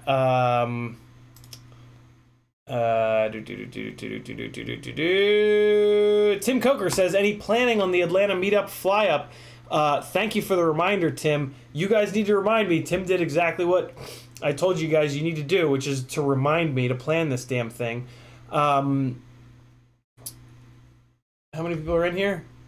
I should do this when the room is like really filled up. 63, that's fine. Type Saturday or type Sun. No, it has to be on a Saturday. Yeah, it has to be on a Saturday. So it's going to be on a Saturday. Probably not this Saturday. Yeah, see, here's going to be the problem. If I get booked, I'm going to have to like plan this on like a Wednesday. To make sure that I don't get booked, because I'll just be real honest with you guys. If I plan one of these Atlanta Fly Day meetup things and I get a gig, I get booked for a gig, I'm going to go do the gig. I'm going to have to bail on you guys, which I guess is not the end of the world because, you know, oh, boo-hoo, we couldn't meet Ciotti when we came to Atlanta to fly the most amazing spots ever, right? But, yeah, I don't want to... Somebody remind me on Wednesday, and maybe we'll do it this Saturday. I doubt it. It'll probably be the following Saturday. It's going to be super impromptu. It's just me basically saying, hey, if you guys want to fucking come to Atlanta, I'm going to be flying Saturday at 4 o'clock at this location. Come on by if you want. Just like the Flow State thing. I'm not going to, like, put anybody up. I'm not going to, like, tell you where to stay. Like, it's on you. But, yeah, there's no reason for me not to do that. And it'll force me to get out and fly. I have not been flying for fun lately. So it would be nice for a little bit of encouragement to go out and fly for fun more often. Alec Dvornik says violet light doesn't exist because the two colors used to make it are on opposite ends of the spectrum. Spent a lot of time working with light. Interesting. What are you saying that in reference to, Alec? Alec. I almost corrected myself and called you Alex, but in correcting myself, I just said Alec a second time. That was interesting. Frank Nicholas says, what prevents you from putting what's on Instagram on Patreon or YouTube? Time, I guess. Yeah, just time. It just takes a lot of time. It you know, to then put it on Patreon, it doubles the amount of time. To then also put it on YouTube, that triples the amount of time. And yeah, I just don't have it. I'm just busy. Time is has become a huge, has become in very short supply. No, there we go. Alpha Sloth says, talk about my Phoenix 2 randomly flipping the image mid-flight on me the other day. Jesus. Get rid of that camera, Alpha Sloth.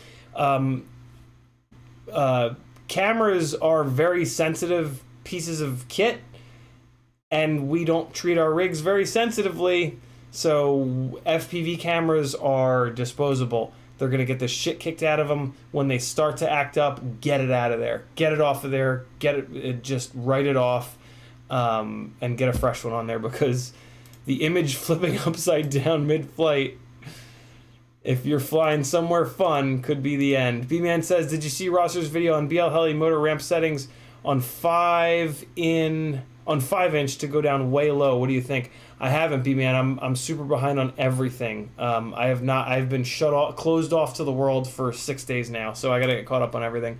Maybe we'll talk about it on Wednesday. Gem Fan Hobby says, funny thing, I'm working on my Squirt V2 with the D75s as you were talking about it. License to Drive says, interesting, didn't know about the low profile ducts. Thanks, you're certainly welcome. A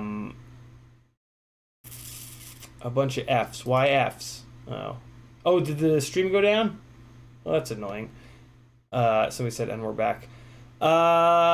James Flores in the house. What's up, James? James, if you type CiottiFPV rather than just Ciotti, it'll light up an orange. I just happened to see your comment because of the million capital O's. But just so you know, type CiottiFPV and it lights up an orange. It looks like this. You don't have to put the @ in front of it. Anytime you type CiottiFPV with no spaces, it'll light up an orange, and those are the comments that I always read. Gemfan Hobby says, your audio has too much noise gate and it's missing some stuff. Yeah, I'm talking quieter because my voice is going. The noise gate is set up for me to when I talk normally.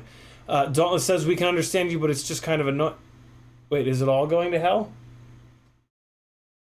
Nah. Nah. Nah. Last comment of the night, because it is 12:00 and I want to try to save my voice. 2 comments. Dauntless says the audio is good now. Oh, whatever. James Flores says 10-4. Thanks for hanging out, boys and girls. Here is some random flight footage from 2020 in Buckhead. Kitten, you're getting on my nerves. I don't know what this is. Hopefully it's good. YouTube's fault on the audio stuff. That's what I like to hear. Let me give you guys some epidemic sounds while I'm at it. Alright. Here we go. Oh, wait. No, I know this.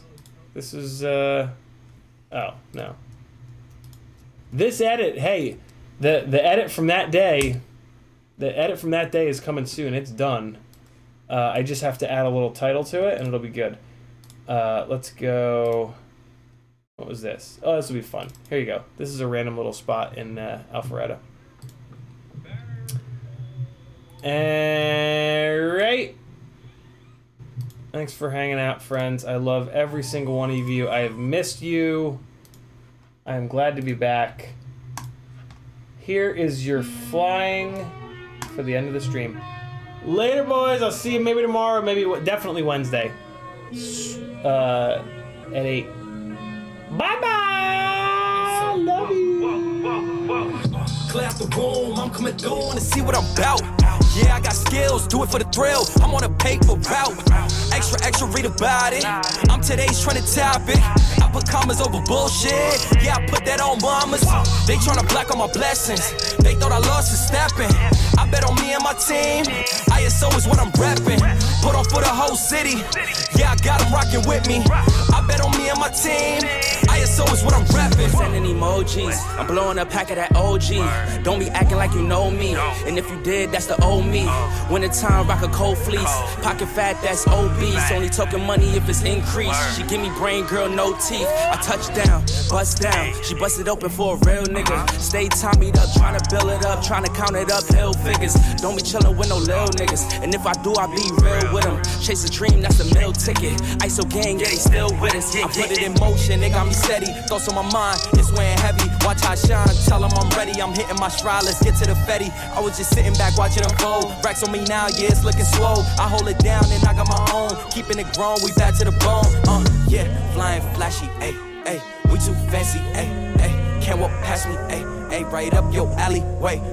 I gotta play it safe. Watch me isolate, watch me isolate, ayy. Watch me isolate, whoa. Clear out the room, I'm coming through. They wanna see what I'm about. Yeah, I got skills, do it for the thrill. I'm on a paper route. Extra, read about it.